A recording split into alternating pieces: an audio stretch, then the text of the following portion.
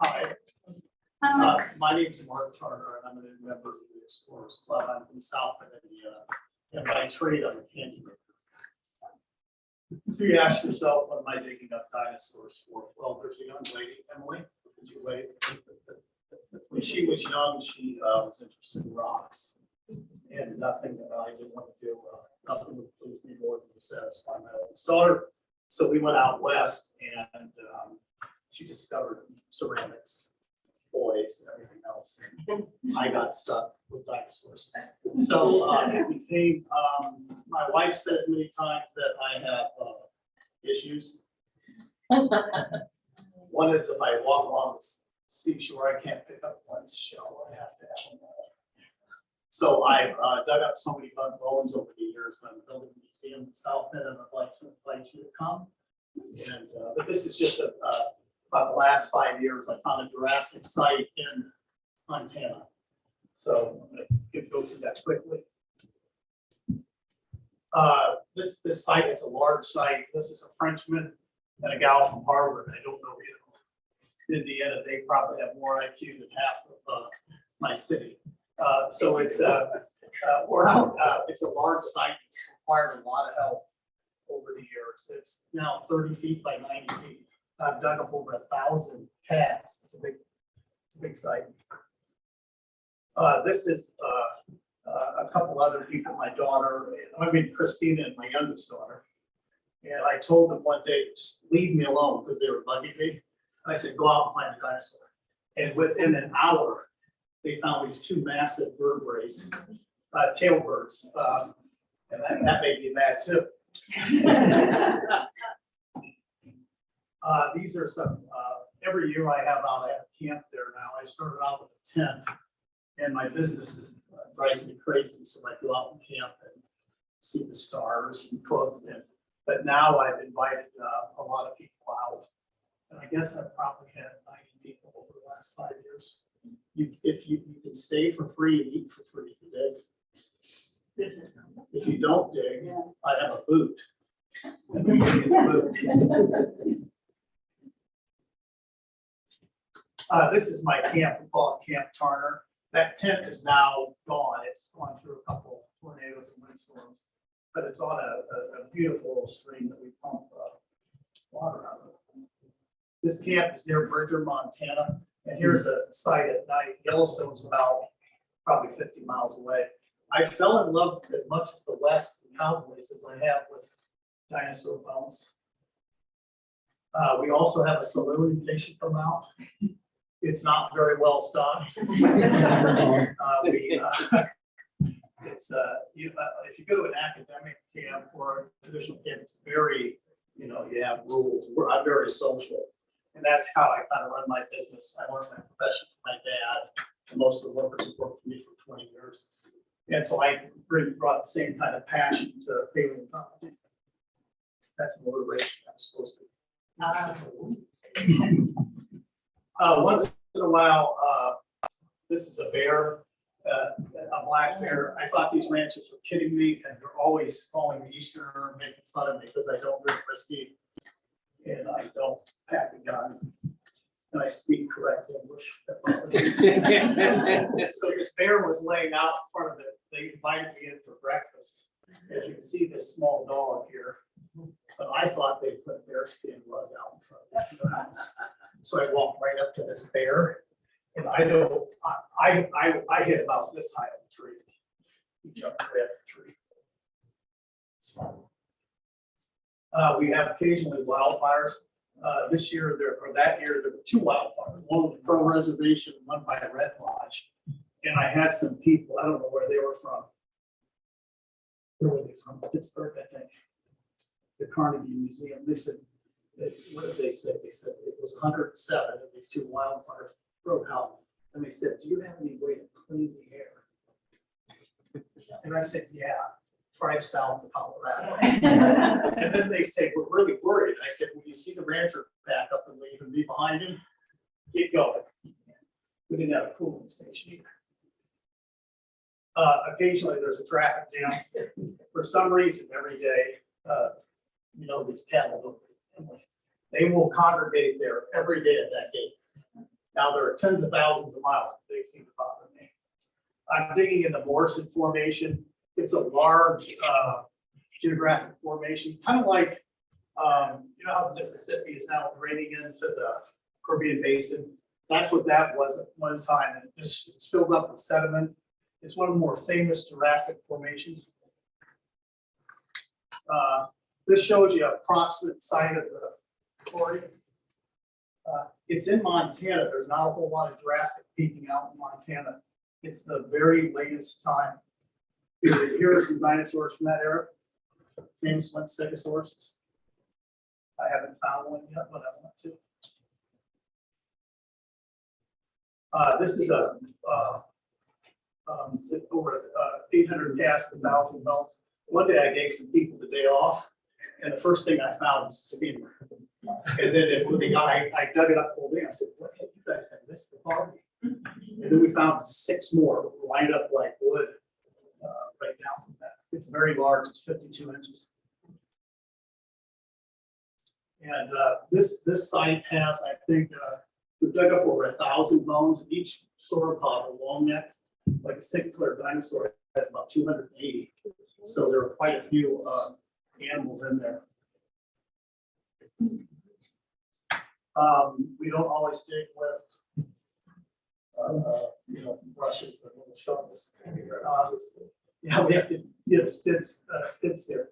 And if you see, we probably take it off 20 feet. And there are some bones lying here at the surface. I've never dug in a site like this before. It's just a spaghetti bowl. You really can't save everything. This is that same cowboy helping me. He's Don Wyrick. He's kind of famous in paleontology. The Wyrecks that in Houston now came off at his ranch. He's a good friend. This shows me at the site. You can't really get a perspective, but it's a very, very large site. And in the distance is Yellowstone. A couple more slides here. Here's an aerial view we cleaned up. This year I'm building my dinosaur museum, so this is the first year in 23 years I haven't been out. So sad. This is a rib. It's the longest one I found. It's about 7 feet, and that's just a partial. It's huge. The site isn't, the bones aren't that good, but you'll see here in a second we found some very interesting things. What are you putting on bones? I'm sorry, I should have asked that. If you have any questions, just interrupt me at any time. You know, just like a broken bone, Yeah. if you find a bone, you dig a kind of a pedestal. So if you imagine finding a bone and having it on this table, and then you dig tunnels underneath it and wrap plaster, Okay. and you sort of encase it. Yeah, yeah. So does that answer your question? Yeah. Anybody else have a question? Because I thought everybody understood. So why do you suppose all those bones are in one area for so many different animals? Is that a cataclysmic No, you know, I don't know, everybody speculates, and I'm not a scientist, so I don't speculate. But it seems to me that they hung around water a lot, or at least these did. And I think going across rivers, they drowned. South of here is the famous Mother's Day quarry, and some sauropods got their feet stuck in mud and couldn't pull them out. They even have skin impressions. And they moved in families too.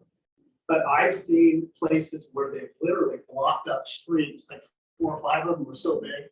The streams will, if they die, the water really create a dam. You know, so it's largely river crossings, I think. So the land that you're digging on, is it government protected or private? It's private. I have an not-for-profit. The government's getting a lot better about it. There's so much red tape that almost all the bones on public land are going to dust. If they're at the surface, they don't last very long. But the government's changing that. They're allowing people to have it more like a mineral right. And I think that's going to be good for science. But I'm a private guy. Do you have a permit to that exclusive permit to that area? This I have to deal with a rancher. He doesn't like written documents, which drives me crazy. So I have an attorney, his name's, I can't remember his name, I never use him. But his attorney's name's Smith and Wesson. Yeah, he always likes to shake hands. these are kind of interesting. They're gastroliths, and I have a couple in, I just found them in the car. Dinosaurs and a lot of animals dig up seals, chickens eat grit. And I found a number of these, and there's a big paleontologist. The first paleontologist said a dinosaur was a bird. Someone disagreed. For the next 150 years, they weren't birds. Now they're birds again, for at least in the temple. So now they're saying they don't exist. The problem is that this site has them. And I always thought it was done with this, so I throw them over the shoulder, give them to ranch kids. Here, have a gas. And after about a year of this, every time you find a rib, you find a gas. And then I realized when I go out and hunt, because I prospect, I wouldn't hunt for bones, I hunt for the shiny gastroliths. So here we've documented, I think it's only 2 sites in the world that are completely documented every single darn gastrolith. And it's kind of amazing. It looks like they came out of a stomach. So I'm not gonna write the paper on this, but this is a significant. So they would eat these to help break up the food inside. Yeah. And a young man at the University of Texas just chemically matched some gastroliths south of us to an outcropping in Iowa and Wisconsin. And the thing is, at that time, the rivers flowed from west to east. So how did this rock get from there to here? I think like buffalo, they eat rock in certain places and then carry it. It's very distinctive, it's very shiny. It's maroon color, some grays. It's really interesting. I think our site's gonna clear some stuff up. Does that remain in their stomach or is it passed through then? I think they were dissolved. Their stomachs were as big as, the big ones, this area here. And they're highly polished. Oops, I got into this. Anyway, one day I was digging, I dig with an X-Acto knife. Maybe 16 inches at a time. And I hit this tooth here. I thought, oh gosh, that looks like a tooth. And I flipped it and I found a jaw here. And I didn't think it was much. But I stopped because only about 10 skulls have ever been found. I mean, it's very, very rare. One of the Carnegie had a fake skull on it for 50 years. And this is upside down. I don't think I included that in the short of this presentation. Yeah, why? It's really the cranium and the top jaw. And the neat thing is that it's new to science. The scientists don't know what it is. That's late Jurassic, so it's quite a significant find. So anyway, I just wanted to thank you. If you have any questions, I'll take them. Yeah, of course.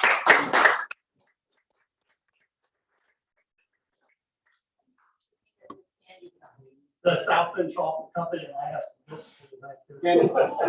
And do you have chocolate dinosaur? You know, if Your there's grandkids one love more time. Of course, I know I'm in the land of fudge, but. Any more questions? Yes. I know your child might know this. Is this like the turtle site? I haven't been out here once. Are you finding like plant matter here at all? You know, so oddly, that is a great question. Sorry, just. And the question was, did I find any plant matter? The answer was no. So we think, I think it was reworked because some of the bones are in rough condition, looks like they've been smoothed out. So I think it was exposed several times in a riverine type environment. If you go down to the Peace River in Florida, you ever been down there? It goes through a Pliocene kind of fossil bed and it piles some of the rocks up, the fossils, and it covers them again and wears them out. It looks to me like it was a cut thing, but that's all speculation. But that is a great question. So I think at that time, it would have been fast moving and cold. So the turtle site that we did a long time ago, that probably was slow moving in like a swamp, right? Yeah, I found kind of a famous turtle site, and the turtles were new to science. Was that? That was probably 10 years ago now. I hiked quite a bit because I can forget about all the bills. We found a neat turtle site, but there was a lot of vegetation. So maybe found 9 turtles. Yes. Mark, can you talk a little bit about your museum and sort Yeah, of what I you're- might have, I think I had them, I'm terrible with videos. They added this on. I'm building a museum in South Bend, right on US 31, and I'm combining it with my chocolate factory. Well, You do need dinosaur chocolate. come on.